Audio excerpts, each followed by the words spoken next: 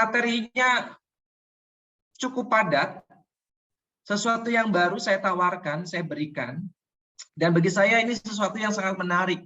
Ibu Bapak mendapatkan banyak hal dengan materi malam hari ini. Ya, tapi jangan lupa dicatat ya, karena materi ini benar-benar kalau menurut hemat saya dalam maknanya ya.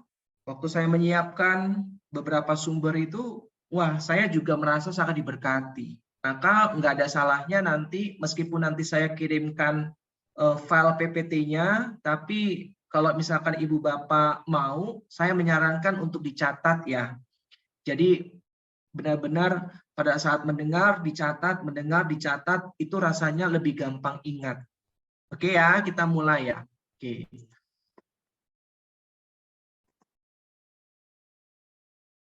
Saya buka filenya dulu.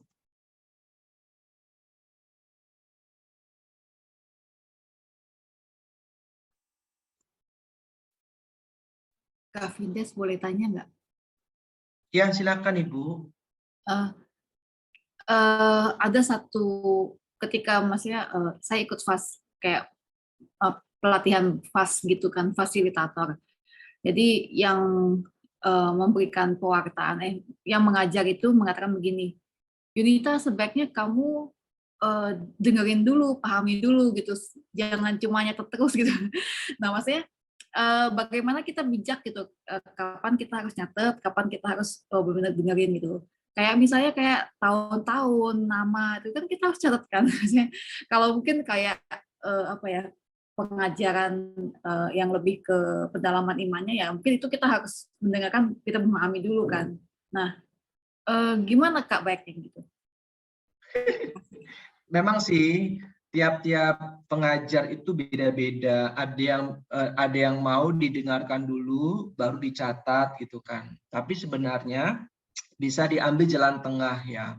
Jadi misalkan Ibu Bapak dirasa bahwa poin ini penting, itu bisa langsung dicatat. Tetapi kalau misalkan poin ini dirasa kurang begitu penting, maka nanti aja dengarkan dulu. Itu sih, jadi nggak semuanya dicatat, tetapi Ibu Bapak nanti bisa memfilter sendiri, seperti yang tadi ya, misalkan tahun-tahun itu penting dan susah diingat. Ya, nama-nama itu penting dan susah diingat. Ya, makna nama itu penting dan susah diingat, maka itu harus langsung dicatat. Tapi misalkan kalau cuma cerita saja, itu nggak perlu langsung dicatat, nggak apa-apa. Ya, bagian-bagian yang menurut Ibu Bapak penting, itulah yang harus segera dicatat. Ya, jadi ambil jalan tengahnya aja. Karena memang banyak pewarta juga atau pengajar itu yang nggak suka kalau mereka ngomong itu umat asik mencatat. Nah, itu banyak juga saya jumpai seperti itu. Nah, kalau saya fleksibel. Ya, Ibu Bapak, kalau saya lagi ngajar misalkan angkat telepon, lagi masak, juga nggak apa-apa. Dua device juga nggak apa-apa, ya kan? Fleksibel kalau saya. Yang penting nanti Ibu Bapak, apa yang saya jelaskan dapat ditangkap dengan baik dan benar. Itu aja lah. Ya, oke. Itu Kak Yunita. Ya, jadi kalau menurut saya ambil jalan tengahnya.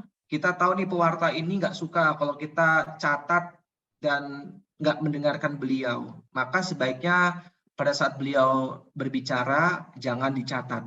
Ya, dengarkan aja dulu. Ya, tapi kalau misalkan wah pengajar ini enak nih, fleksibel, nggak apa-apa sambil ngomong sambil mencatat itu. Saya pernah nih Ibu Bapak ada Romonya cukup terkenal, saya nggak sebutkan namanya ya, lagi meeting nih, ini konteksnya lagi meeting ya, bukan pewartaan. Terus beberapa teman itu mendengarkannya dengan penuh seksama, serius dengerinnya, tapi cuma saya mencatat. Setiap omongannya Romo saya catat tuh, ya kan? Terus selesai meeting, Romonya marah loh. Marahnya bukan ke saya, marahnya ke teman-teman saya. Dari tadi saya ngomong, yang mencatat itu cuma Vindes. Kalian itu nggak mencatat. Jadi percuma apa yang saya omongin. Dalam hati saya, puji Tuhan. Nah, tapi ada juga Romo yang nggak suka pada saat ngomong, itu orang lain asik mencatat. Maka kita ambil jalan tengahnya aja ya. Kalau kita kira-kira Romo ini susah, kalau misalkan lagi ngomong kita mencatat, ya udah catatnya yang penting-penting aja, nggak usah setiap omongan kita catat. Ya itu Kak Yunita, semoga menjawab ya. Makasih Kak Fidas. Sama-sama. Nah Ibu Bapak kita mulai ya. Teologi kisah para rasul. Wah ini teologinya loh. Ya jadi Ibu Bapak, kita akan belajar bagaimana kisah para rasul ini benar-benar syarat dengan teologi.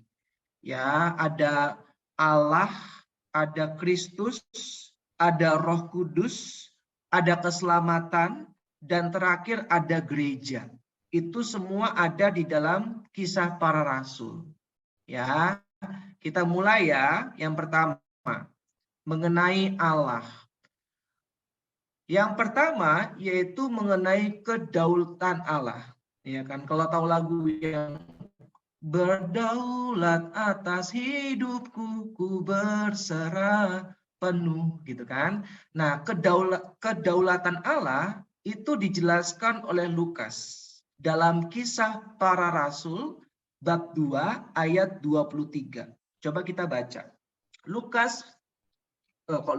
Kisah Para Rasul bab 2 ayat 23. Silakan satu orang volunteer tolong bacakan.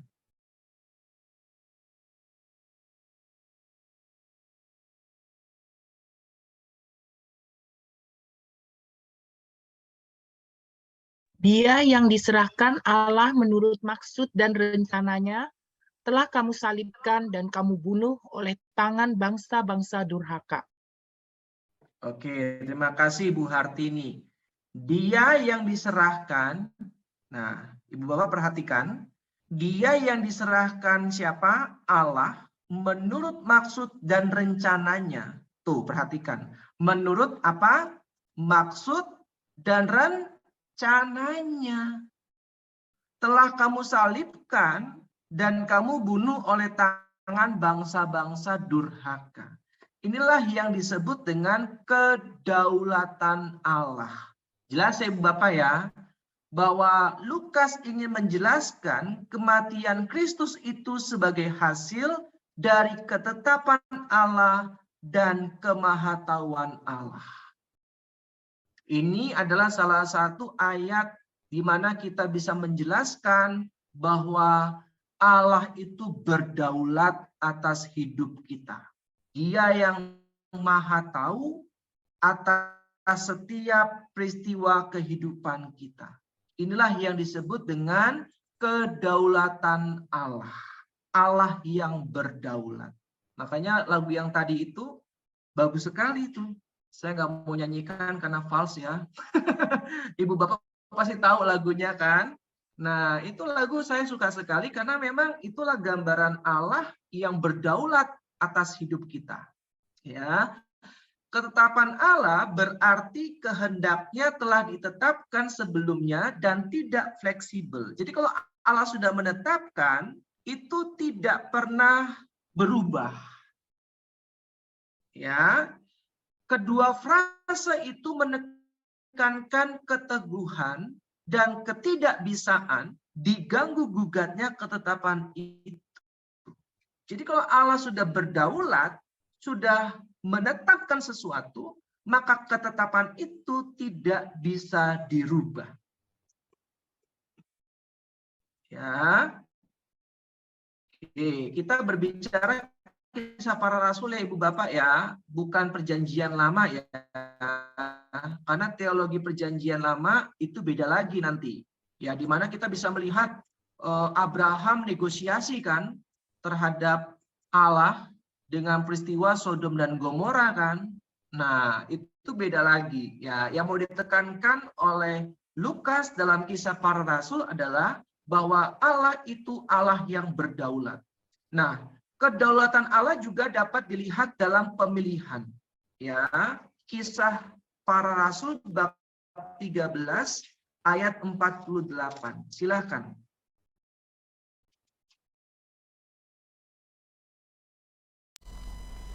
Mendengar itu, bergembiralah semua orang yang tidak mengenal Allah, dan mereka memuliakan firman Tuhan. Dan semua orang yang ditentukan Allah untuk hidup yang kekal menjadi percaya. Nah, terima kasih Bu Herna. Dan semua orang yang ditentukan Allah untuk hidup yang kekal menjadi percaya.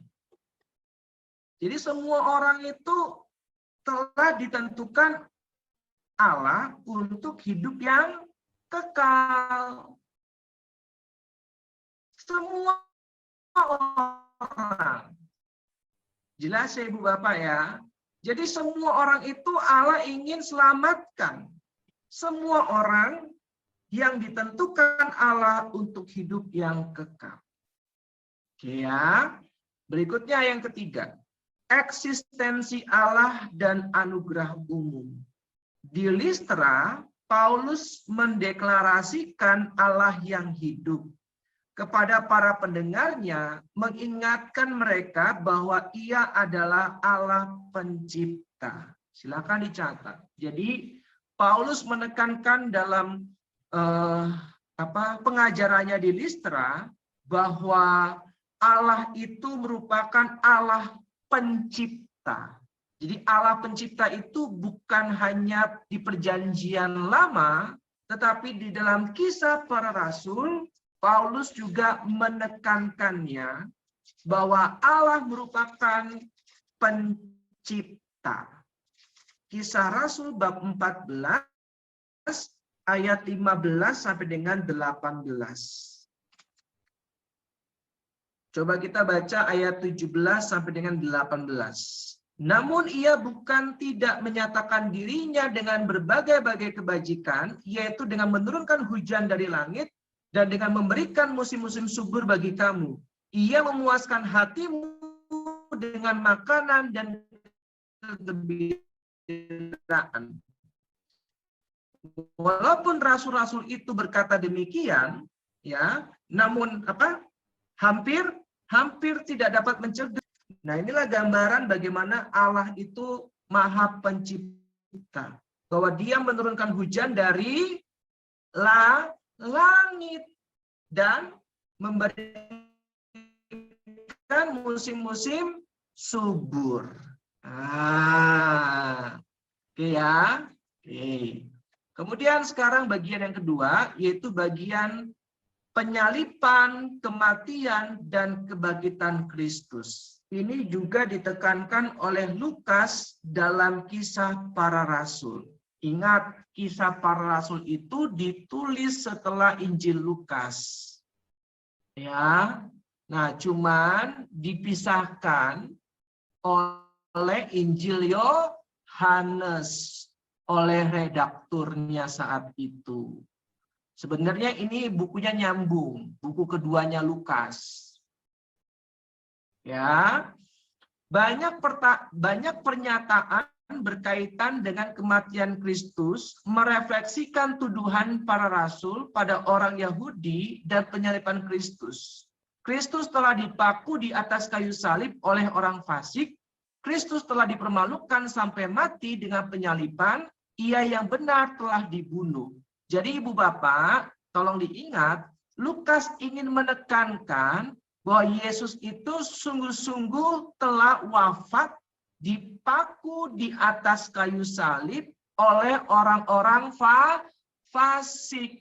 Dan betul bahwa Yesus telah dibunuh. Ini ingin menyanggah anggapan yang saat itu juga berkembang, di mana sebenarnya ada sekelompok orang itu yang mengatakan bahwa yang disalib itu bukan Yesus, melainkan Yohanes. Kan sekarang baru-baru ini beberapa tahun terakhir ada filmnya kan, ya, di mana di film itu dikisahkan bahwa yang disalibkan itu bukan Yesus, melainkan Yohanes. Ya, Paus Emeritus Benedictus saat itu yang menjabat sebagai paus justru menyarankan kita untuk menonton film itu. Coba bayangkan, bukan teriak penistaan agama, pelecehan Tuhan, ya, tetapi justru kita umat Katolik diminta untuk menonton film itu. Coba kalau itu di Indonesia. Wah, ya. Dicap sebagai penistaan agama. Tetapi tidak ya, bahwa kita umat Katolik melihat film itu bukan, ingat, bukan sumber iman, tetapi hanya sebatas seni atau sastra. Beda ya Ibu Bapak ya. Jadi kalau misalkan di luar kitab suci, di luar tradisi gereja, di luar magisterium, jangan jadikan itu adalah sumber iman kita. Misalkan Yesus menikah dengan Maria Magdalena. Ada yang tanya ke saya, Kak Vines, itu benar nggak ya? Saya kesel jawabannya. Buat apa pertanyaan itu muncul itu? Saya kesel menjawabnya gitu kan. Ya, aku tanya pertanyaan seperti itu jangan diajukan karena itu bukan dari 3 sumber iman kita. Jelas Ibu Bapak ya. Kalau misalkan tidak kita temukan dalam tradisi gereja, dalam magisterium, dalam kitab suci, nggak usah kita tanyakan kebenarannya. Kak Fides, katanya Yesus selama umur 12 tahun sampai 30 tahun pergi ke Tibet ya, cari ilmu. Ya ampun, saya nggak tahu Ibu. Karena tradisi gereja tidak mengatakan demikian, magisterium juga tidak mengatakan demikian, kitab suci apa lagi? Jelas ya Ibu Bapak ya. Jadi kalau di luar 3 sumber iman ini, maka tidak usah kita pusingkan. Ya, oke. Jadi ini tolong dicatat ayat-ayatnya untuk meyakinkan setiap orang yang mungkin sedang bingung apakah Kristus sungguh-sungguh dibunuh. Nah ya, silakan nanti diminta untuk buka Kisah Rasul bab 2 ayat 23 dan bab 7 ayat 52. Ya, di sana dikatakan bahwa Yesus yang benar itu telah dibunuh. Ya. Kemudian berikutnya, kebangkitan Kristus juga dibahas dalam Kisah Para Rasul. Ini menarik, kalau ini penting dibaca. Yang pertama, kebangkitan Kristus itu telah dinubuatkan di Mazmur, Ibu Bapak. Ternyata kematian Yesus itu juga ada nubuatnya dalam kitab Mazmur. Coba kita lihat Kisah Para Rasul bab 2 ayat 22 sampai dengan 32.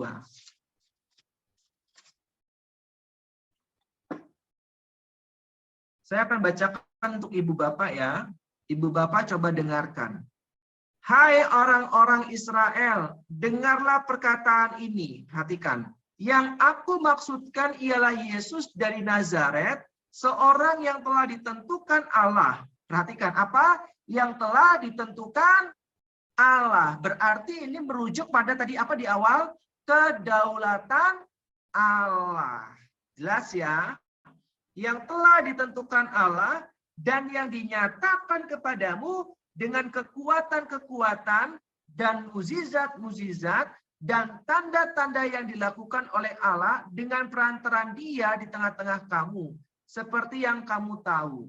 Dia, nah ini, yang diserahkan siapa? Allah. Menurut maksud dan rencananya, telah kamu salibkan dan kamu bunuh oleh tangan bangsa-bangsa yang durhaka. Maka Yesus bilang kepada Pontius Pilatus, engkau itu enggak berhak atas hidupku. Jelas ya Ibu Bapak ya. Jadi Kisah Para Rasul ingin menekankan bahwa Allah yang menyerahkan Yesus menurut ketetapannya. Nah, karena manusia itu tidak punya kuasa. Jelas ya Ibu Bapak ya. Tetapi Allah membangkitkan dia dengan melepaskan dia dari sengsara maut, karena tidak mungkin ia tetap berada dalam kuasa maut. Tidak mungkin. Nah ini, sebab Daud berkata tentang dia. Inilah nubuatnya. Apa sebab Daud berkata tentang dia? Di dalam Mazmur 16 ayat 8 sampai dengan 11. Ternyata sudah dinubuatkan oleh Raja Daud. Nah, sekarang lompat kita ayat 29. Ibu Bapak dengarkan baik-baik ya. Ini benar-benar bagi saya mengagetkan. Saudara-saudara, aku boleh berkata-kata dengan terus terang kepadamu tentang Daud, bapa bangsa kita. Ia telah mati dan dikubur, dan kuburannya masih ada pada kita sampai hari ini. Nah ini perhatikan. Tetapi ia adalah seorang nabi.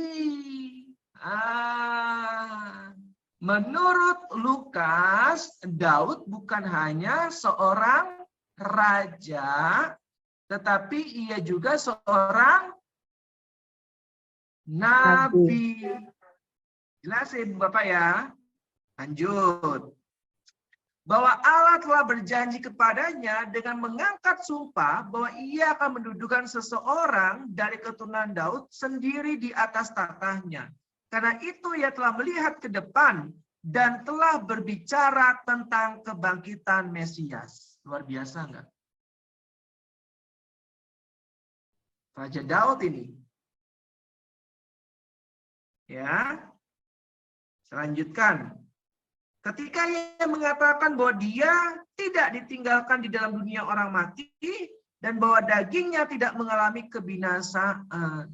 Nah ini, bahwa Yesus tidak tinggal di dalam dunia orang mati. Tapi Yesus ngapain di dunia orang mati? Apa? Saya pernah jelaskan ini. Apa yang dilakukan Yesus dalam dunia orang mati? Apa? Mengampuni. Mengampuni. Yang lain? Menjadi hakim. Menghapuskan tempat penantian. Apa, Kaneli? Saya pernah jelaskan ini. Masih ingat? Ayo. Apa yang dilakukan oleh Yesus pada saat di dunia orang mati? Menghapuskan tempat penantian yang digambarkan sebagai apa? Pangkuan Abraham.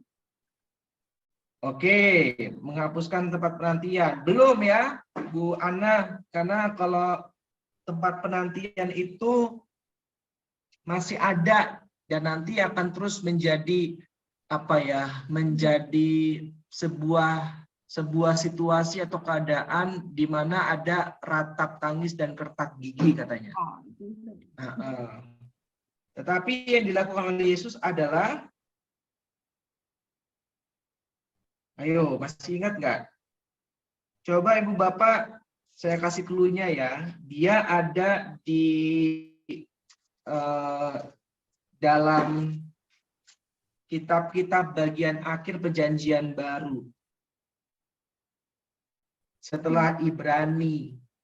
Nah, nanti Ibu Bapak bakal menemukan satu ayat di mana Yesus ternyata dijelaskan di sana, di tempat penantian ngapain.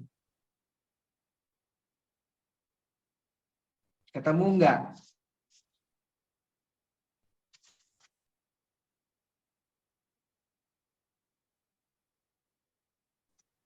Ayo.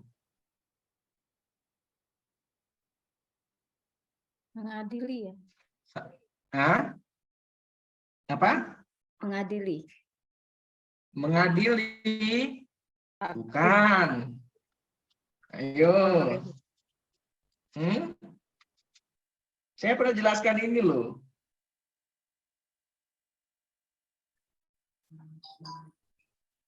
Coba Ibu Bapak googling di e-Katolik Perjanjian Baru kata penjara.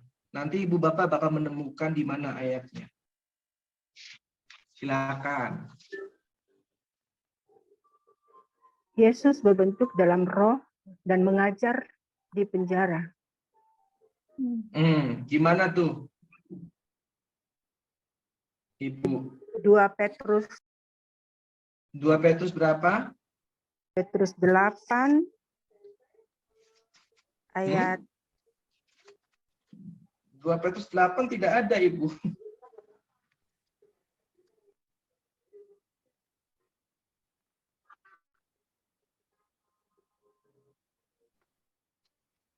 Gimana?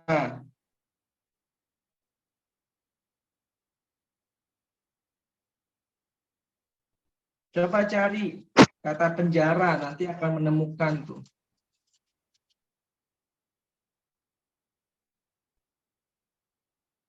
Penghakiman. Gimana? Ketemu.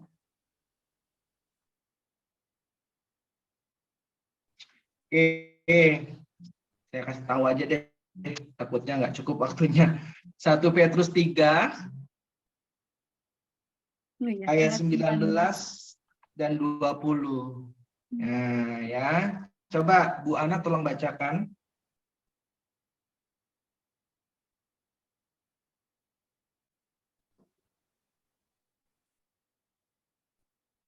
Silakan.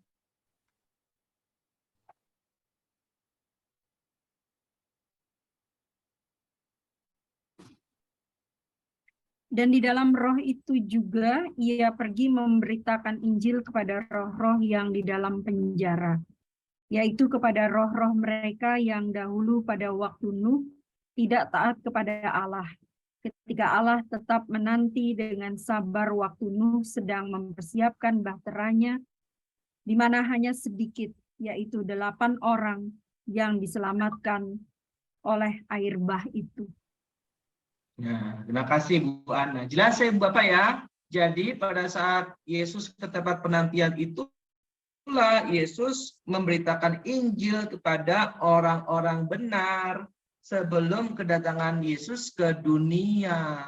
Mereka juga harus mendengarkan kabar keselamatan.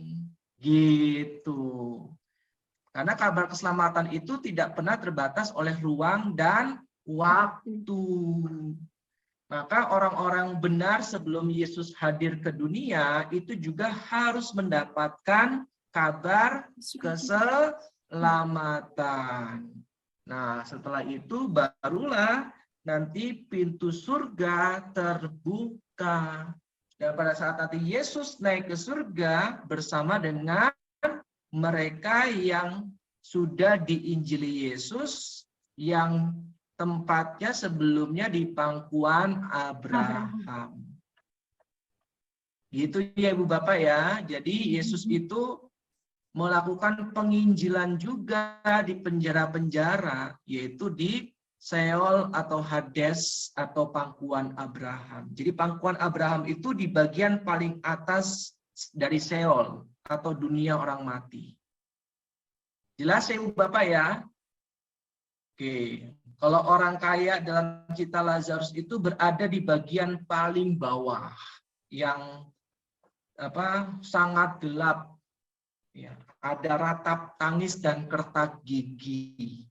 Nah, kalau kita nggak memiliki atau tidak memakai baju pesta dalam pesta, maka kita akan dilemparkan ke sana.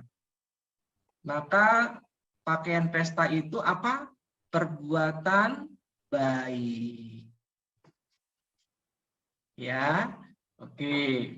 Lalu yang kedua, Ibu Bapak coba lihat kebangkitan Kristus itu diproklamasikan dengan kuasa yang besar. Ya. Yang ketiga, Allah tidak hanya membangkitkan Kristus tetapi juga meninggikan Dia pada posisi yang berotoritas. Ya. Yang keempat, kebangkitan Kristus juga dihadiri oleh para saksi. Jadi kalau ada yang bilang Yesus itu tidak mengalami kematian, ya, itu tidak bisa dipertanggungjawabkan. Ya, karena yang mati katanya Yohanes, ya kan? Karena Kristus yang bangkit juga dilihat oleh para saksi, banyak saksinya. Silakan nanti baca Kisah Para Rasul bab 10 ayat 40 dan 41. Lalu yang kelima, kebangkitan Kristus menandai penghakiman masa yang akan datang. Ya. Dan yang terakhir, kebangkitan Kristus diproklamasikan pada orang Yahudi dan non-Yahudi untuk penggenapan dan nubuat itu. Kisah Rasul 16 ayat 23. Jadi ingat, Yesus yang bangkit itu tidak hanya untuk orang Yahudi, tetapi juga untuk orang-orang non-Yahudi. Ya, oke, ini mengenai kebangkitan Kristus. Jadi Lukas juga menulis mengenai kebangkitan Kristus dalam Kisah Para Rasul. Ingat, Kisah Para Rasul itu kelanjutan dari Injil Lukas. Ya, oke. Berikutnya, kembalinya Kristus juga dibahas oleh Lukas dalam Kisah Para Rasul. Pada saat kenaikan Kristus, para malaikat berjanji bahwa Kristus akan datang kembali dengan cara yang sama. Tuh. Ada nih nubuatnya mengenai kedatangan Kristus ke dunia yang kedua kalinya. Lalu Petrus juga berbicara tentang periode restorasi dari segala sesuatu. Coba buka Kisah Rasul 3 ayat 21. Jadi nanti akan ada restorasi. Kedatangan Yesus yang kedua kali. Silakan. Kristus itu harus tinggal di surga sampai waktu pemulihan segala sesuatu, seperti yang difirmankan Allah dengan perantaraan nabi-nabinya yang kudus di zaman dahulu. Nah, terima kasih Ibu Pipi. Jelas ya? Kristus itu harus tinggal di mana? Surga. Di surga. Iya. Terus apa? Sampai waktu pemulihan. Pemulihan segala sesuatu. Pemulihan segala sesuatu yaitu akhir zaman. Maka Yesus itu sekarang lagi di surga, Ibu Bapak. Yang sedang bersama dengan kita siapa? Roh Kudus. Yesus bilang apa? Saat aku naik ke surga, aku akan mengutus Roh Kudus yang diutus oleh Bapakku. Tapi Roh Kudus di sini bukan berdiri sendiri. Ingat saya pernah jelaskan mengenai misteri Trinitas. Ya, bahwa imanen bukan transitif. Kalau analoginya matahari itu transitif. Artinya apa? Kan seringkali kita analogikan dengan matahari ya. Matahari itu ada panas, ada sinar. Nah, ya. Mataharinya adalah Bapa, panasnya adalah Putra, sinarnya adalah Roh Kudus. Tapi ya mereka matahari, cuman pribadinya berbeda, fungsinya berbeda, perannya berbeda. Ya kan? Bapa, Putra dan Roh Kudus itu seperti matahari yang ada sinar dan panasnya. Demikian juga dengan Bapa, Putra dan Roh Kudus. Bapa yang menciptakan, Putra yang menyelamatkan, Roh Kudus yang membimbing. Nah, analogi ini kurang tepat. Ya, kenapa? Karena transitif. Ya, karena panas itu di luar, jelas ya, dari mataharinya. Sinar itu di luar dari mataharinya. Tapi bukanlah matahari itu sendiri. Nah, sinar matahari tidak bisa mengatakan dirinya bahwa aku adalah matahari. Jelas ya Ibu Bapak ya, panas matahari tidak bisa mengatakan dirinya adalah matahari. Nah, itu transitif namanya. Sedangkan Trinitas itu imanen. Bahwa Yesus mengatakan, aku dan Bapa adalah satu. Ya, Yesus bisa mengatakan bahwa dirinya adalah Allah. Roh Kudus bisa mengatakan bahwa dirinya adalah Allah. Hanya biasa disebutkan nama Roh Kudus itu artinya diatributkan. Tetapi Roh Kudus itu adalah Bapa, Putra, dan Roh Kudus dalam kesatuan misteri Trinitas. Hanya diatributkan nama Roh Kudus. Yesus itu yang menyelamatkan. Nama Yesus itulah yang diatributkan. Karena apa? Karena karya keselamatan itu adalah karya keselamatan Allah Bapa, Allah Putra, dan Allah Roh Kudus. Jelas ya Ibu Bapak ya? Bukan berarti ayat ini ingin mengatakan berarti Yesus di surga, Roh Kudus di dunia. Berarti Roh Kudus nggak di surga dong. Yesus berarti nggak di dunia dong. Nah, kalau seperti itu pemikirannya berarti Allah tidak omnipresence, tidak maha hadir. Jelas ya Ibu Bapak ya? Jadi nama Roh Kudus itu diatributkan istilahnya.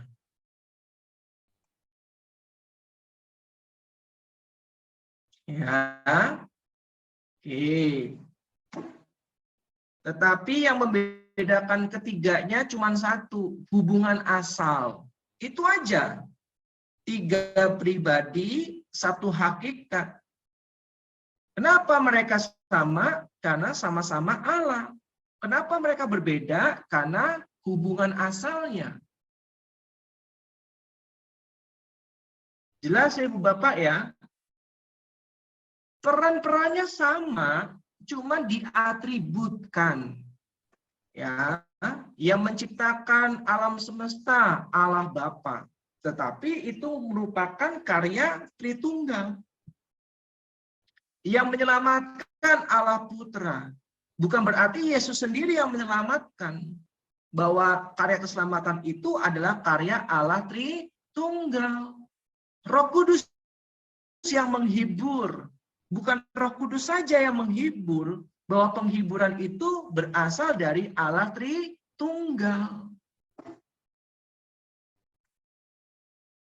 Nah, jelas ya? Maka pada saat kita berdoa, selamat siang Allah Bapa, Putra, dan Roh Kudus, Bunda Maria, para Santo Santa, terlalu panjang Ibu Bapak. Terlalu panjang. Ya, atributkan satu nama saja. Ya, Bapa atau Yesus atau Roh Kudus, sama aja. Ya nggak apa-apa sih kalau misalkan mau manggil semua biar tampak banyak gitu. Tapi Ibu Bapak pernah nggak mendengar Romo doa seperti itu? Nggak pernah. Jadi ya cukup satu saja, itu artinya diatributkan. Ya, oke, lanjut ya. Ini kalau saya itu kalau pewartaan itu sering kali mendengar doa-doa dari worship leader atau dari pendoanya gitu kan. Saya amati isi doanya, benar-benar bagus gitu kan. Apa ya? Penuh penghayatan. Ya, cuman memang beberapa hal perlu bukan diperbaiki tapi diinfokan lah. Karena ada beberapa pewarta itu ditegur oleh Romo, saya pernah jelaskan ya, seperti doa tutup bungkus. Nah itu ditegur oleh Romo kan, Romo yang mendengar bilang bahwa doa apa itu tutup bungkus, emangnya lemper. Nah itu yang pertama ya kan, maka Ibu Bapak, ayo kita infokan, atau mungkin kita juga seperti itu, Coba kita tinggalkan cara doa seperti itu. Ya, tutup bungkus dengan kuasa darahmu. Ya, kuasa darah Yesus bukan untuk tutup bungkus, ya, tetapi untuk menyelamatkan kita dari maut, gitu loh. Jangan sampai kuasa darah Yesus itu perannya atau fungsinya disederhanakan dengan menutup bungkus keluarga kita lah, rumah kita, seakan-akan maksudnya Ibu Bapak ya, seakan-akan rumah kita, keluarga kita itu menjadi hal yang esensial, padahal yang paling esensial adalah karya keselamatan Kristus melalui bilur-bilur dan darahnya. Lalu mengenai doksologi juga ini pernah ditegur oleh Romo. Ya, ada satu pewarta waktu kami pertemuan pewarta itu doa doksologinya kurang tepat. Nah, pas ketemu dengan Romo yang, ya kalau Romo kan beda-beda Ibu Bapak ya, ada yang cuek, ada yang biasa saja, tapi juga ada Romo yang keras ya. Nah, itu teman saya ditegur, yang doksologinya seperti ini. Dalam Yesus kami telah berdoa dan mengucap syukur. Amin. Nah, ini juga ditegur oleh Romo ya. Ya, semoga di sini kita semua sama-sama dapat belajar untuk memperbaiki cara-cara atau rumusan kita berdoa. Ya, mungkin di luar sana bilang gini, mau doa aja ribet diatur gitu kan? Ya iya gitu kan. Namanya juga tradisi gereja ya kita harus taat gitu kan. Kalau doa sesuka hati kita ya sulit kan. Kecuali kalau itu doa pribadi lah silahkan. Tapi kalau doanya dalam lingkup komunitas Katolik, ya kita harus ikuti ajaran gereja dong. Tradisi gereja kan. Kalau misalkan itu doa pribadi ya silahkan, nggak apa-apa. Ya. Oke, berikutnya sekarang mengenai Roh Kudus. Nah, mengenai keilahian Roh Kudus, Lukas mencatatnya dalam Kisah Para Rasul bab 5 ayat 3 sampai dengan 5. Ya, saya bacakan untuk Ibu Bapak. Tapi ini udah sering lah ya. Tetapi Petrus berkata, Ananias, mengapa hatimu dikuasai iblis sehingga engkau mendustai Roh Kudus dan menahan sebagian dari hasil penjualan tanah itu? Ya, selama tanah itu tidak dijual, bukankah itu tetap kepunyaanmu, dan setelah dijual, bukankah hasilnya itu tetap dalam kuasamu? Mengapa engkau merencanakan perbuatan itu dalam hatimu? Engkau bukan mendustai manusia, tetapi mendustai siapa? Allah. Nah, inilah identitas Roh Kudus ya sebagai pribadi Allah yang ketiga. Ya, Lukas ingin menunjukkan keilahian Roh Kudus. Karena di awal itu, Ananias, mengapa hatimu dikuasai iblis sehingga engkau mendustai Roh Kudus? Ya, yang terakhir tadi yang kita baca ayat yang keempat. Mengapa engkau merencanakan perbuatan itu dalam hatimu? Engkau bukan mendustai manusia, tetapi mendustai Allah. Ya, jadi di sini Lukas ingin menunjukkan keilahian Roh Kudus. Lalu yang berikutnya, Lukas juga menekankan pekerjaan Roh Kudus. Yang pertama, Roh Kudus itu mendirikan gereja. Ya. Lalu yang berikutnya, silakan nanti baca Kisah Rasul 1 ayat 5 dan Kisah Rasul 11 ayat 15 sampai dengan 16. Jadi kalau ada yang bertanya, siapa yang mendirikan gereja? Roh Kudus. Ya, siapa? Roh Kudus.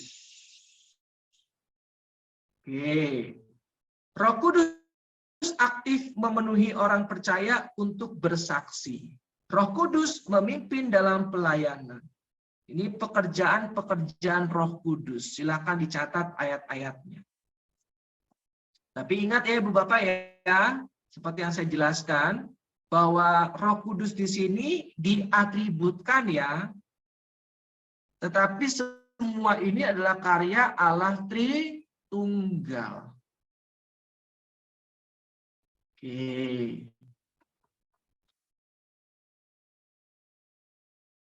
Berikutnya, sekarang mengenai keselamatan. Kisah para rasul juga berbicara mengenai keselamatan. Yang pertama, keselamatan melalui beriman kepada Kristus. Silakan catat Kisah Rasul 10 ayat 43. Satu orang volunteer tolong bacakan. Kisah Rasul 10 ayat 43.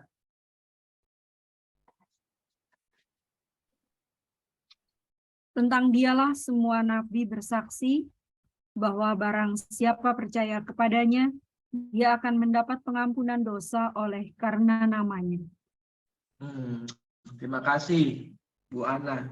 Tentang dialah semua nabi bersaksi, semua nabi loh, bahwa barang siapa percaya kepadanya, ia akan mendapat pengampunan dosa oleh karena namanya. Tuh, jadi keselamatan melalui iman kepada Kristus itu menjadi hal yang sangat esensial, hal yang sangat hakiki. Kenapa? Karena dengan kita sungguh-sungguh percaya, maka kita akan mendapatkan pengampunan dosa oleh karena nama Kristus. Makanya kita itu sebenarnya sudah difasilitasi oleh gereja. Kan ada yang bilang, di luar agama Kristen bisa selamat nggak? Bisa. Ya kan? Terus kenapa dong kalau di luar agama Kristen bisa diselamatkan, kita bisa menjadi Kristen? Ya karena kita diberikan fasilitas. Pengampunan dosa, coba.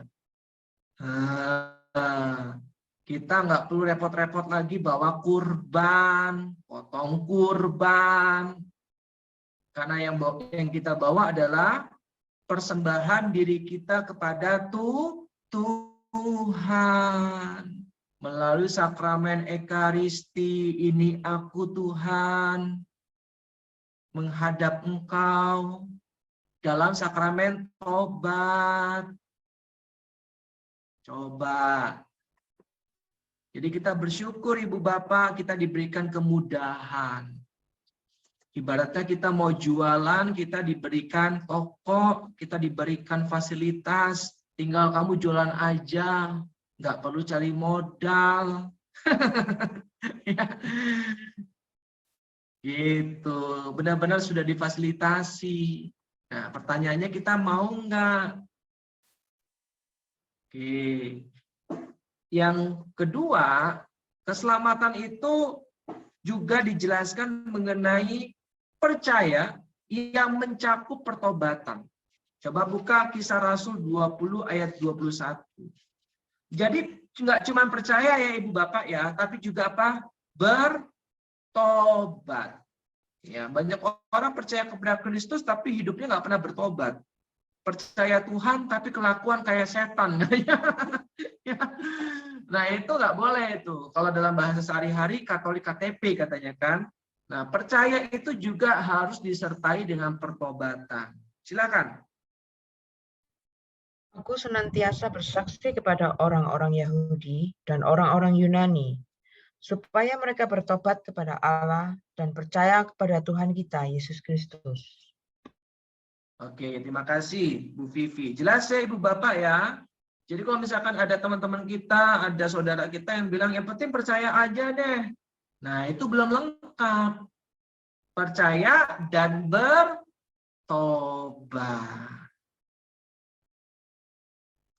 Ya, ibu-ibu nih biasanya kalau misalkan suaminya susah diajak pelayanan, yang penting percaya aja Yesus Tuhan. Kan selamat hidup kita. Nggak segampang itu Ferguson gitu kan. Kita juga perlu bertobat. Oke. Yang ketiga, keselamatan itu adalah anugerah Allah. Ingat, keselamatan anugerah Allah.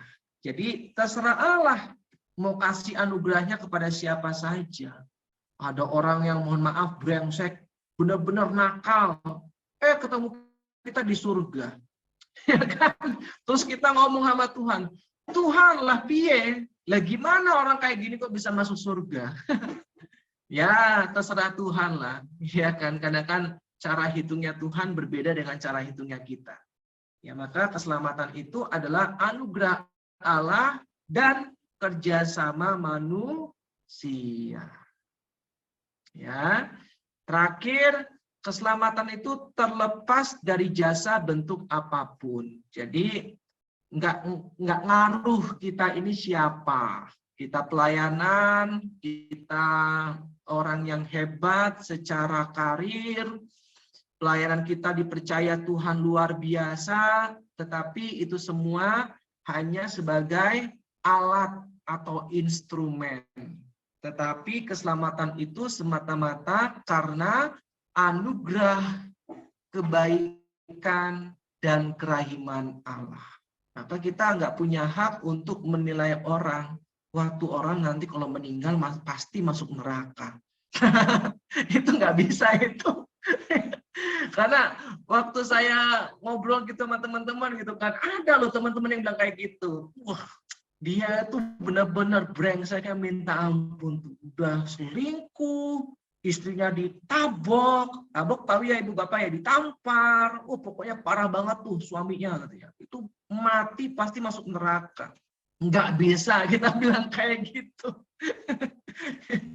Ya, dan nggak bisa juga kita bilang sebaliknya ya ibu bapak ya. Wah, orang ini baik sekali, benar sekali, pasti masuk surga. Ya, kita doakan seperti itu. Tetapi kembali lagi bahwa semata-mata keselamatan itu karena anugerah Allah.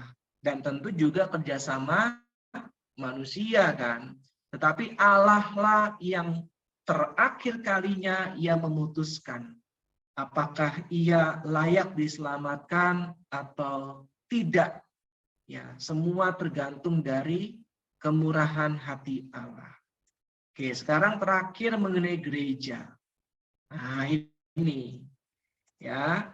Jadi kisah para rasul juga menjelaskan mengenai posisi gereja. Yang pertama, formasi gereja. Gereja lahir melalui baptisan dari karya Roh Kudus. Dikandungnya pada saat Yesus mengeluarkan darah dan air ya Ibu Bapak ya. Maka kan kalau ada peristiwa kelahiran, ada peristiwa mengandung kan. Nah, nggak mungkin ujuk-ujuk lahir. Tiba-tiba lahir itu kan nggak mungkin. Pasti ada proses mengandungnya. Seperti Yesus. Yesus kan lahir. Kapan Bunda Maria mengandung?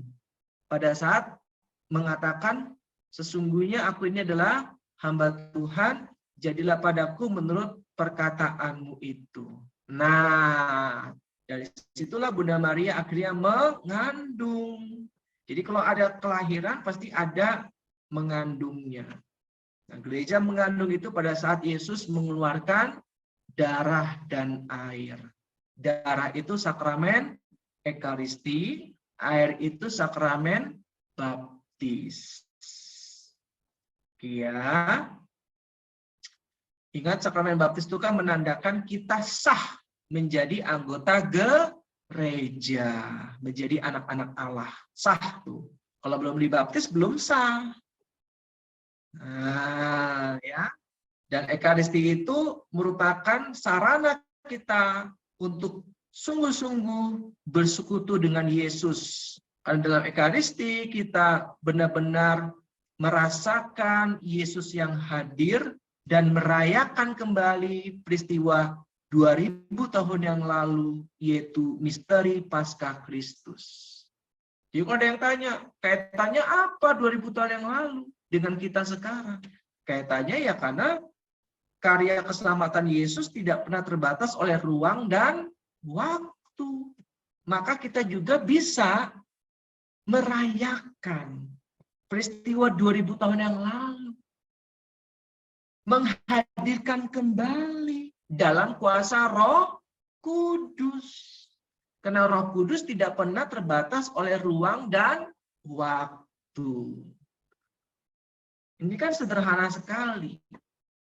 Ya, makanya Ekaristi itu merupakan sumber dan puncak kehidupan Kristiani. Karena kita benar-benar dilibatkan untuk merayakan misteri Paskah Kristus. Oke. Maka gereja itu merupakan sakramen. Sakramen apa? Sakramen keselamatan. Yang sudah dimulai oleh Abraham dan mencapai kesempurnaannya dalam Yesus Kristus dan dilanjutkan oleh gereja.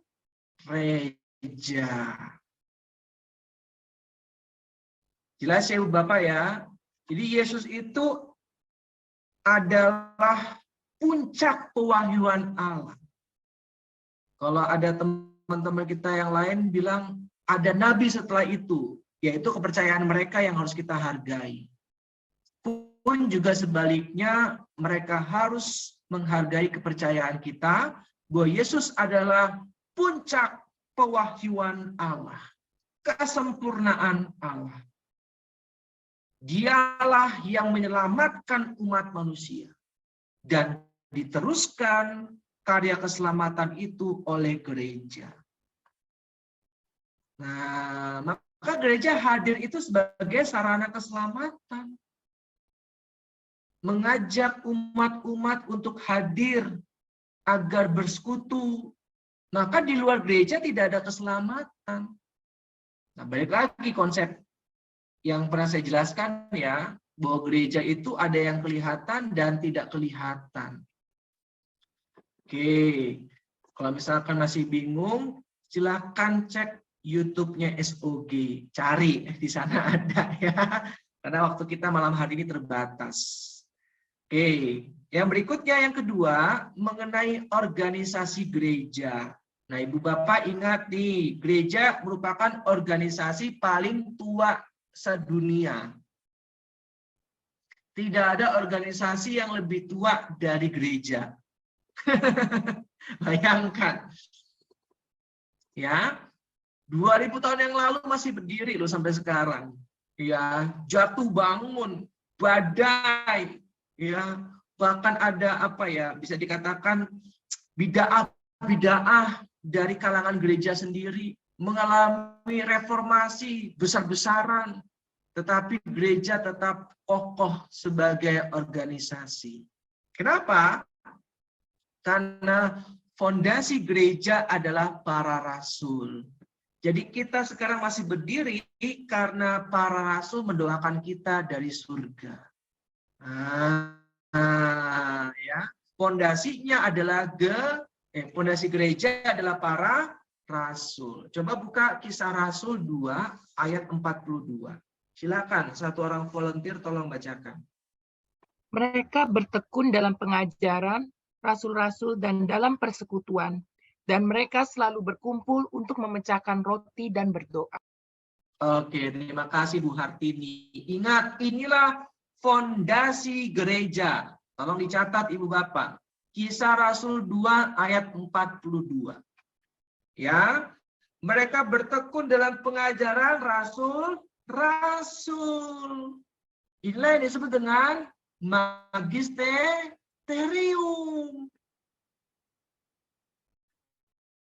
Ya, surat gembala, dengerin, malah main HP gitu kan. Ya kan? Terus kalau ada video sekarang kalau di Jakarta itu modelnya video Bapak Uskup ya, diputar tuh. Dengerin. Ya, itu pengajaran. Ya. Itulah kekayaan gereja. Ya. Oke. Lalu para penatua dipilih untuk memimpin gereja-gereja lokal. Jadi dulu itu para penatua itu dipilih untuk memimpin gereja-gereja lokal. Ya. Misalkan kita berbicara mengenai gereja di Korintus, ya, gereja di Efesus. Pada saat nanti Paulus maupun rasul-rasul lain pergi, maka penatua salah satunya itu dipilih untuk menjadi pemimpin gereja-gereja di sana. Nah, sekarang gereja-gereja lokal itu dipimpin oleh uskup yang ditunjuk atau dipilih oleh Pak Paus. Nggak bisa sembarangan. Inilah yang disebut dengan tradisi. Keren ya? Inilah yang disebut dengan tradisi. Dari zaman jemaat perdana sudah ada pemilihan, kalau sekarang namanya uskup, yang memimpin gereja-gereja lokal setempat. Keuskupan Banjarmasin, Keuskupan Agung Makassar, Keuskupan Agung Semarang, terus Keuskupan Agung Pontianak, Keuskupan Agung Jakarta. Itu kan masing-masing harus ada uskupnya. Dan uskup itulah yang bertanggung jawab terhadap pertumbuhan iman di wilayah mereka. Jelas ya Bapak ya. Makanya uskup itu tugasnya juga sangat berat. Nggak cuma umat, tapi romo juga diurus. Ya, kalau kedengaran romonya ada yang punya masalah dengan umatnya, uskup tahu. Uskup akan memanggil romo tersebut. Nah, ya, karena dia merupakan pemimpin dari gereja-gereja lokal setempat. Itu sudah ada, Bu, Bapak, ya. Kisah Rasul 14 ayat 23 dan 15 ayat 4. Silakan nanti dibaca ya. Nah, terakhir itu diakon atau diaken ya. Jadi dulu itu lagi rame pelayanan pewartaan Ibu Bapak. Ya, karena kan penginjilan kan pewartaan di mana-mana ya. Sampai lupa nggak ada yang ngurusin makanan, rumah tangga. Karena fokusnya pada penginjilan, pada pewartaan. Akhirnya dipilihlah 7 diakon. Dari kata diakonein, artinya melayani. Diakonos itu pelayan. Ya, diakonos jadi kata diakon. Ya, kalau kata kerjanya melayani diakonein. Makanya kita mengenal kata diakon. Ya, itu artinya pelayan, diakonos. Nah, kalau anak sulung, telah sekian lama aku melayani engkau. Itu tidak menggunakan kata diakonein, tetapi menggunakan kata dulein. Jadi, anak sulung itu menggunakan kata dulein kepada bapaknya. Jadi dia bilang, aku tuh melayani engkau, tapi bukan dengan kata diakonein, melainkan dolein. Itu beda maknanya. Kalau diakonein itu melayani dengan sukacita. Kalau dulein itu melayani dengan terpaksa. Makanya ada kata dulos, artinya budak. Jadi anak sulung ini merasa melayani seperti seorang budak, nggak ikhlas hatinya. Makanya bersungut-sungut pada saat melihat adiknya diberikan pesta. Nah, jelas ya Ibu Bapak ya. Makanya kita mendengar kata jongos. Nah, itu nggak jauh-jauh dari kata dulos. Ya, oke. Terakhir kita lihat Kisah Rasul 6 ayat. Coba buka Kisah Rasul bab 6.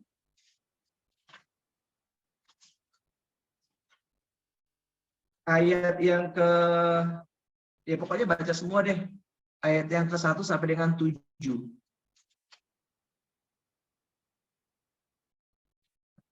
Satu orang volunteer coba bacakan.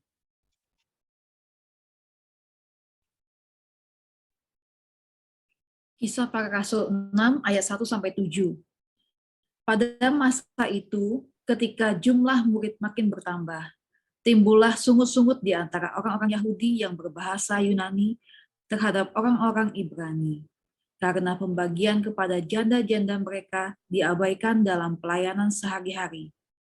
Berhubung dengan itu, ke-12 rasul itu memanggil semua murid berkumpul dan berkata, "Kami tidak merasa puas, karena kami melalaikan firman Allah untuk melayani meja.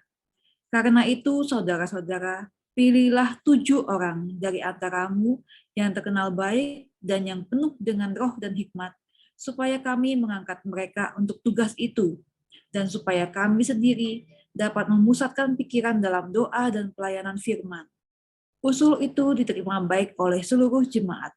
Lalu mereka memilih Stefanus, seorang yang penuh iman dan Roh Kudus, dan Filipus, Prokorus, Nikanor, Timon, Parmenas, dan Nikolaus, seorang penganut agama Yahudi dari Antioquia. Mereka itu dihadapkan kepada rasul-rasul.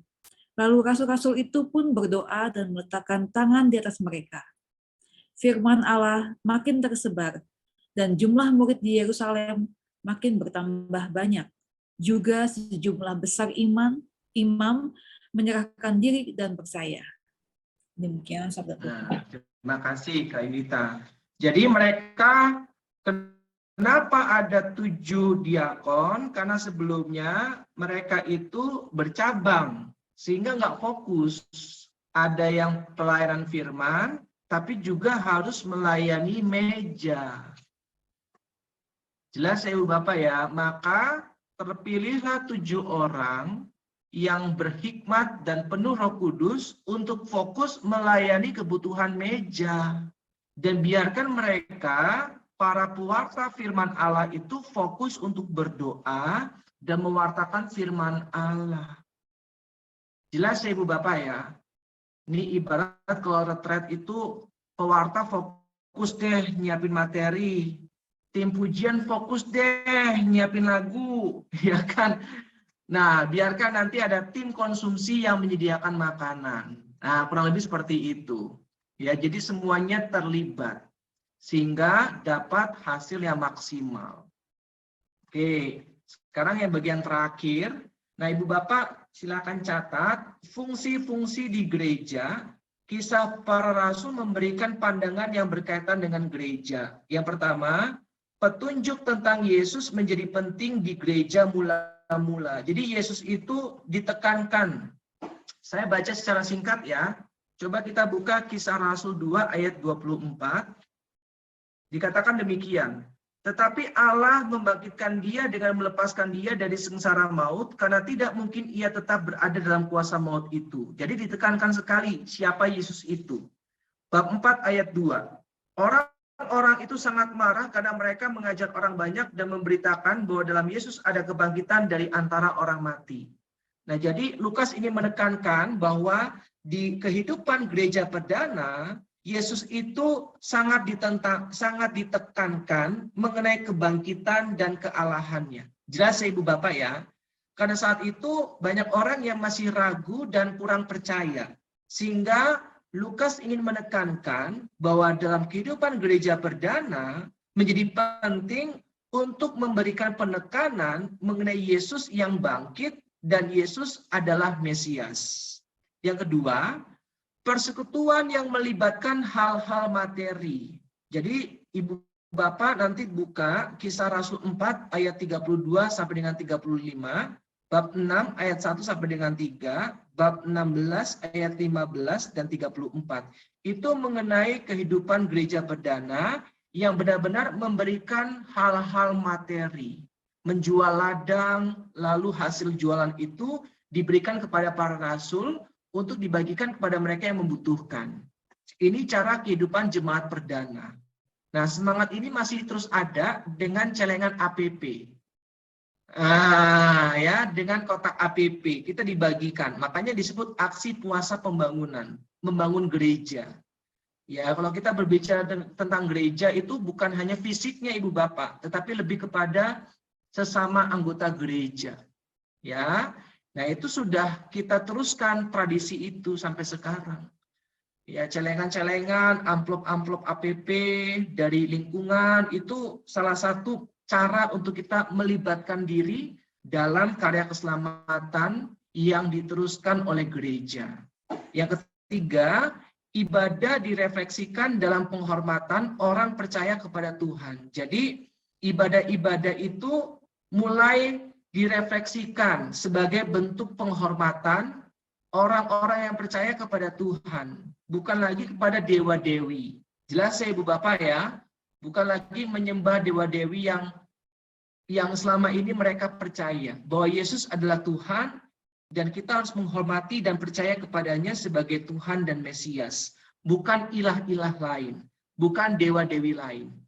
Yang terakhir, pelayanan yang paling dilibatkan adalah penginjilan. Seperti yang tadi saya bilang bahwa gereja perdana itu sangat fokus pada pewartaan Injil, pada penginjilan. Makanya tadi ada dipilih 7 diakon agar penginjilan ini dapat berjalan dengan efektif dan maksimal. Makanya tadi kan bilang, kami sudah penginjilan, mewartakan Injil, kami juga harus melayani meja. Udah pilih deh 7 orang untuk melayani meja agar kami dapat fokus berdoa dan fokus untuk menginjili atau mewartakan firman Allah. Ya, karena waktu itu gereja benar-benar sedang bertumbuh sangat cepat, sangat besar. Maka penginjilan itu menjadi hal yang sangat hakiki. Tetapi mereka juga butuh makan, ya kan? Mereka butuh kebutuhan sandang pangan, ya. Sehingga saat itu 7 diakon ini dipilih untuk melayani kebutuhan-kebutuhan itu. Itu Ibu Bapak. Kalau ada pertanyaan silahkan ya.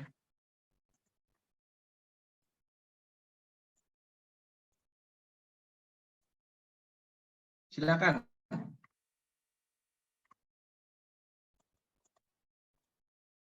Suara saya putus-putus nggak Pak Tony? Tidak, bisa dengar bagus. Bisa ya, oke. Terima kasih Pak Tony. Ya, silakan Kak Nelly. Pak Findes mau tanya lagi yang tadi yang mengenai yang 3 pribadi, 1 hakikat. Jadi hubungan asalnya sama, tapi diatributkannya berbeda. Benar gitu ya Pak Findes? Yes. Betul, Kak Nelly. Ya, soalnya sampai sekarang saya juga kadang-kadang suka bingung loh. Kak, suka saya sebutin semuanya gitu. Jadi salah satu saja ya. Nggak apa-apa, itu suatu keindahan dalam doa. Tapi kalau kita sudah mengerti, maka sebaiknya kita satu saja cukup. Karena kita mengatributkan Allah Bapa, ya di dalam Allah Bapa juga Allah Putra dan Allah Roh Kudus toh gitu. Tapi kalau kita menyebutkan Allah Bapa, Putra dan Roh Kudus juga nggak apa-apa gitu. Jelas ya Kak Nelly ya. Iya. Cuma kalau kita yang sudah paham, ya satu aja cukup. Ya Kak, makasih ya Kak. Pak Findes. Sama-sama Kak Nelly. Yes. Mau tanya, itu kalau ada doa penutupnya ini, doa ini kami sampaikan dengan perantaran Kristus yang berkuasa dalam persekutuan dengan Roh Kudus. Kadang-kadang itu doanya ada seperti itu, yang penutupnya itu biasanya begitu. Bapak di surga, Bapak di surga pembukanya begitu. Yang terakhirnya doa ini disampaikan dengan perantaraan Kristus yang berkuasa, berdaulat dalam persekutuan dengan Roh Kudus sepanjang segala masa, begitu. Di buku-buku itu ada seperti itu, Kak. Di buku apa itu? Memang seperti itu, Ibu. Ya. Terima kasih, Kak. Sama-sama. Jadi doksologi itu tidak kaku, maksudnya ya itu harus itu gitu, tidak. Tetapi rumusannya yang penting, rumusan Tritunggal. Ya, Bapa, Putra dan Roh Kudus. Makanya bentuknya beda-beda nggak apa-apa, tapi rumusannya Allah Tritunggal. Itu yang paling penting, ya. Ya tadi yang Bu Maria sampaikan, doa ini kami persembahkan dari Yesus Kristus Tuhan dan juru selamat kami yang hidup dan berkuasa bersama dengan Roh Kudus. Ya, di buku-buku itu seperti itu, kebanyakan. Makanya berdoa kepada Bapa, doa ini kami persembahkan melalui ya kan, perantaraan Yesus Kristus bersama dengan Roh Kudus yang hidup kini dan sepanjang segala masa. Amin. Nah itu sih yang mau ditekankan oleh gereja ya. Indes mau Jadi tanya. ya Bu Vivi silakan. Bolehkah tadi diulang sebentar Kak Pindas yang tadi mengenai yang imanen terus yang transitif itu tadi Kak Pindas? Oke. Kalau yang transitif itu terjadi di luar dirinya. Misalkan kita biasanya memberikan analogi gini. Kemarin saya berusaha menegur dengan kasih, ya kan, seorang teman yang berbicara mengenai konsep Trinitas, tetapi kurang tepat analoginya. Dia mengomentari buku PPKN yang lagi heboh mengenai Allah Tritunggal, ya Yesus, Maria, ya kan, dan Roh Kudus gitu kan. Nah, lalu dia jelaskan mengenai misteri Trinitas dengan analogi yang dia buat. Segampang ini kok Allah Tritunggal. Nah, saya waktu baca, saya langsung japri dia. Saya bilang, nggak segampang ini bro. Kita nggak bisa simplifikasi hal yang masih menjadi misteri. Saya bilang kan, nggak segampang itu memahami Allah Tritunggal. Ya, kalimat dia segampang ini kok memahami analogi Allah Tritunggal itu menunjukkan kalau menurut saya hal yang kurang tepat dan kurang baik. Karena sampai detik ini Tritunggal itu masih misteri kok. Ya, misteri itu masih selalu kita gali terus. Ya, jadi kita nggak bisa simplifikasi hal yang masih misteri, saya bilang. Oh gitu ya kok, dia panggil saya kok. Iya, akhirnya saya jelaskan mengenai konsep Tritunggal yang saya tahu. Nah, dia menganalogikannya seperti Jokowi. Ya, Jokowi itu, ya Jokowi, dia adalah presiden, dia adalah seorang pengusaha, dia adalah seorang bapak. Ya, tapi dia Jokowi, katanya. Itulah Allah Tritunggal. Nah, saya bilang, apa yang kamu jelaskan itu analoginya kurang tepat. Ya kan? Yang terjadi dalam analogi kamu itu transitif, ya. Pengusaha itu tidak bisa mengatakan akulah Jokowi. Status pengusaha. Paham ya, Ibu Bapak ya?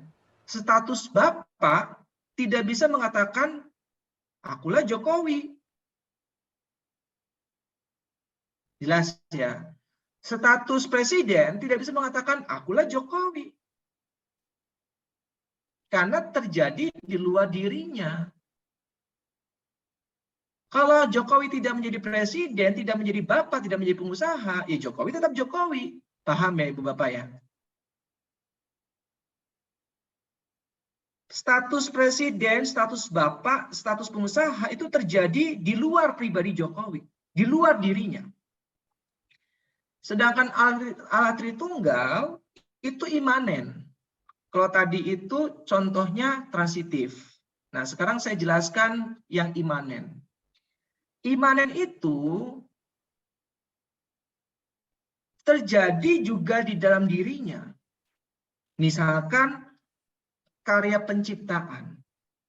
Karya penciptaan itu adalah karya penciptaan Allah, Bapa, Allah Putra, dan Allah Roh Kudus. Cuma diatributkan merupakan karya Allah Bapa. Tapi Allah Bapa di situ tidak berdiri sendiri.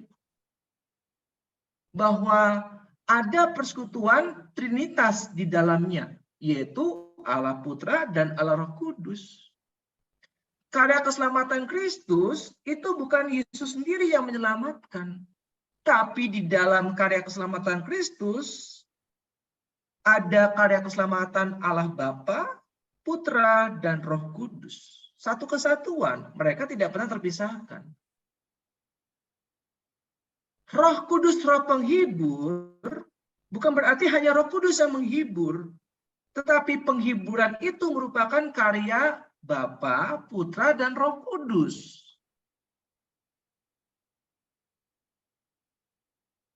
Nah, ditekankan Putra yang menyelamatkan, Roh Kudus yang menghibur, itu istilahnya diatributkan. Contoh misalkan gampangnya gini. AOG misalkan, ini kan baru ya, AOG gitu kan. Kita semua terlibat di dalamnya. Nah, yang diatributkan siapa? Pak Tony. Ya kan? Pak Tony ini yang diatributkan gitu kan. Jadi kalau misalkan siapa nih yang penanggung jawab AOG gitu kan? Ya kita semua. Tetapi kita atributkan bahwa Pak Tony inilah. Tetapi nanti kalau misalkan Pak Tony bertanggung jawab terhadap sesuatu, ya kita juga terlibat di dalamnya. Ada gambaran nggak Ibu Bapak? Iya kan? Nah, itu gambaran mengenai imanen. Ya, paham, Kak. Jelas ya Bu Vivi ya. Nah, yang membedakannya hanya hubungan asal. Allah Bapa tidak berasal, Allah Putra berasal dari kebijaksanaan Allah Bapa. Bukan berarti Allah Putra ada setelah Allah Bapa. Nah, karena Allah hadir bersama dengan kebijaksanaan. Dan kebijaksanaan Allah Bapa inilah Allah Putra. Tambah mumet nggak? Enggak lah ya. Nah, dan hubungan Allah Bapa dan kebijaksanaan inilah yaitu cinta Allah Roh Kudus. Makanya roh kasih kan. Cinta kasih. Karena kan Allah adalah kasih dan kasih itu selalu memberi. Selalu ada pihak yang memberi, selalu ada pihak yang menerima. Nah, cinta inilah Allah Roh Kudus. Hubungan dari Allah Bapa dan Allah Putra. Makanya Roh Kudus itu berasal dari Allah Bapa dan Allah Putra. Itu yang membedakannya, yaitu hubungan asal. Allah Bapa tidak berasal, Allah Putra berasal dari kebijaksanaan Allah Bapa, tetapi bukan berarti Allah Putra ada setelah Allah Bapa, bukan. Karena Allah hadir, ada bersama dengan kebijaksanaannya. Nah, jadi pada saat Allah ada bersama dengan kebijaksanaannya, kebijaksanaan itulah Yesus sendiri.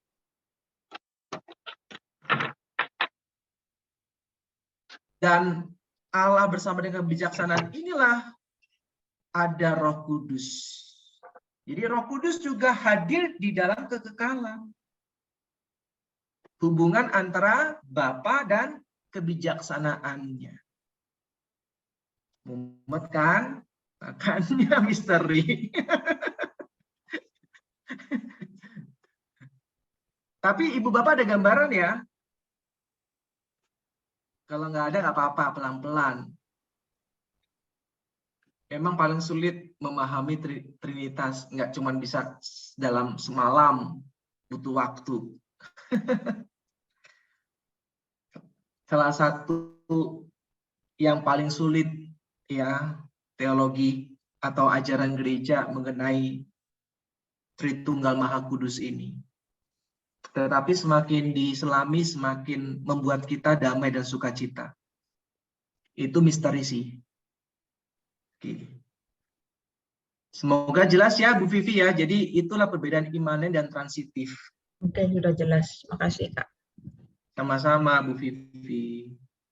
Jadi analogi-analogi yang biasanya ada itu hanya mendekati ya Ibu Bapak ya, tapi tidak bisa merumuskan. Karena biasanya analogi-analogi itu biasanya ya, yang seringkali kita dengar itu sifatnya transitif.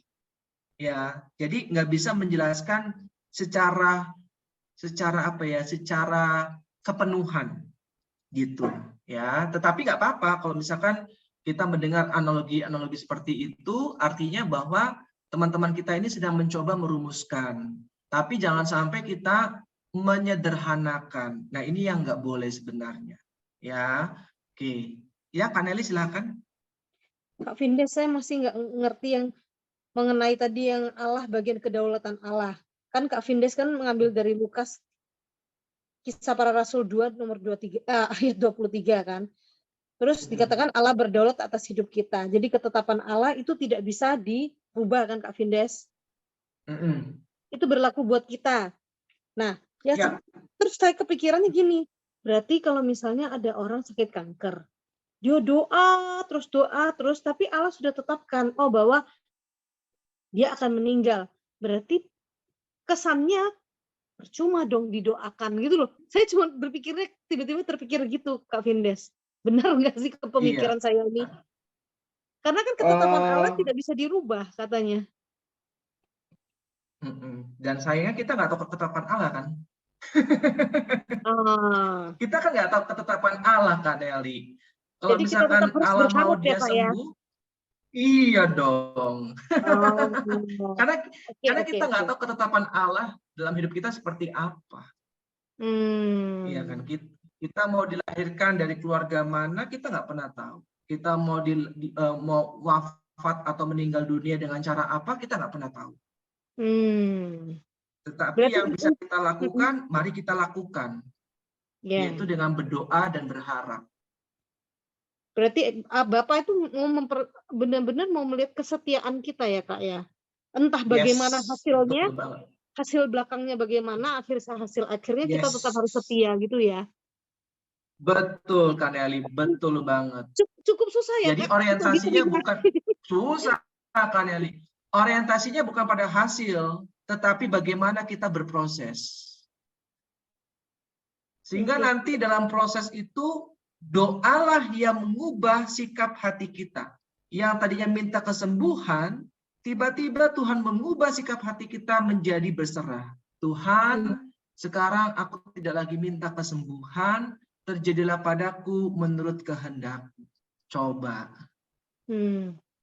Berat Kak. Itulah proses kita beriman. Tuhan mengubah sikap hati kita melalui doa kita.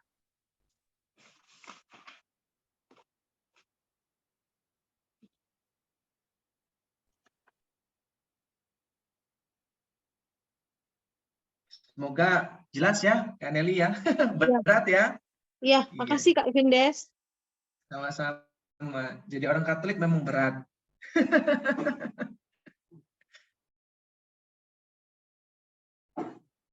Satu lagi kali ya, Pak Tony, karena sudah 10:30 di sana ya, Pak Tony ya. Besok anak-anak sekolah lagi ya, Pak. Bu Oli juga tuh, sana udah 10:30. Bu Hartini, Bu Vivi, Bu Ana. Kalau Bu Norma sana masih WIB ya, Bu ya, Ketapang. Iya, Kak Vindes, sama dengan Jakarta. Sama ya. Saya ibu rumah tangga, nggak apa, bangun kesiangan juga nggak apa.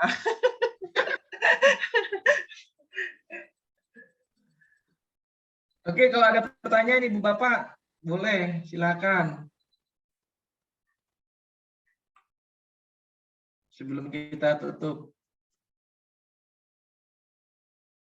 Jadi materi malam hari ini sebenarnya sangat kaya kalau kita benar-benar membacanya lagi ya, apa yang kita sudah dengar, lalu kita baca lagi, karena tadi kan nggak semua ayat-ayat kita baca Ibu Bapak ya, karena keterbatasan waktu.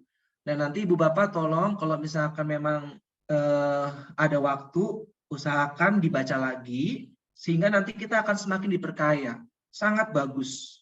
Saya waktu mempersiapkan itu, saya juga kaget, karena saya juga banyak hal-hal baru yang saya dapatkan. Ternyata begitu kaya ya kisah para rasul gitu kan. Luar biasa Lukas ini. Ya kan, jadi saya juga belajar banyak dari materi malam hari ini. Kak, tadi yang urutannya kisah para rasul tidak didahulukan sebelum Yohanes itu karena redaksi aja ya, redaksi cetaknya aja ya. Betul, Bu Vivi. Kalau misalnya dari para pewarta yang sudah pengalaman gitu, kenapa nggak usul diurutkan aja, kan lebih sinkron.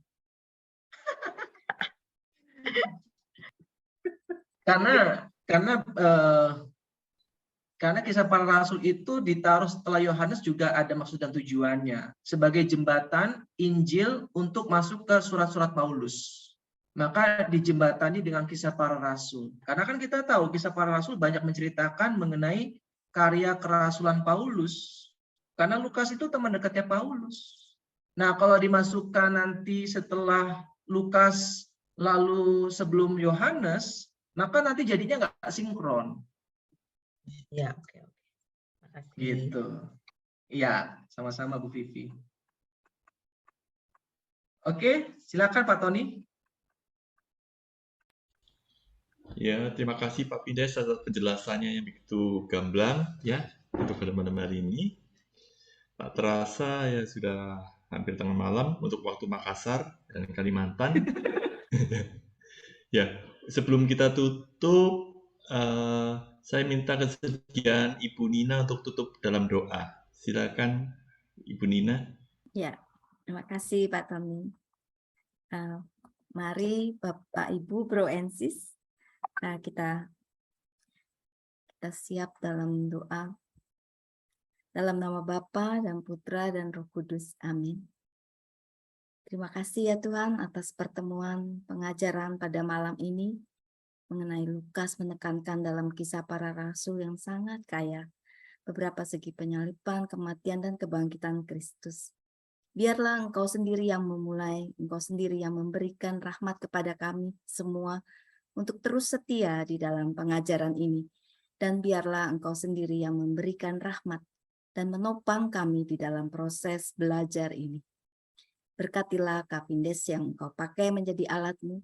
Berkatilah keluarganya, berilah kebahagiaan, rahmat dan anugerahnya terus mengalir dalam keluarganya.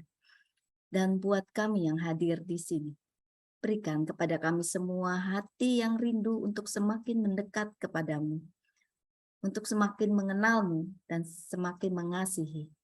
Kiranya apa yang tadi kami pelajari dapat berguna bagi kehidupan kami dan sesama manusia. Tuhan, kami akan beristirahat. Kiranya Engkau lindungi kami dalam istirahat kami.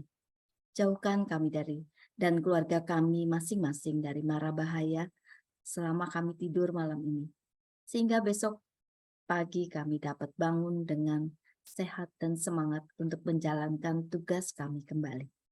Ini semua kami naikkan demi Kristus pengantara kami. Amin. Dalam nama Bapa dan Putra dan Roh Kudus. Amin. Terima kasih Kak Buka Pindes. kamera, kita Foto-foto dulu. Terima kasih Bu Bapak. Foto dulu. Foto-foto. Pertemuan pertama AOG ini. Namanya keren juga Pak Tony. Ide siapa? Idenya Perlengkapan Kanina ya? senjata Allah ya. Kalau kemarin pedang roh, nah ini perlengkapannya semua. Komplit. Oke, Ibu Agustin, Ibu Tin bisa buka kameranya, ayo. Pak Tony saya foto aja nggak apa-apa Pak? Foto. Gayanya iya. dipandu. Gimana silakan. Aduh. Pengarah gaya saya minta Ibu Herna, ayo pengarah gaya. Nah, Bu Herna. Baiklah, Bro Tony. Ayo kita kasih jempol buat Bro Tony dan teman-teman. Jempol. Dasar, Yuk ya, 1, 2, 3. Oke, sudah. Satu lagi silakan. Saya kirim dulu ya.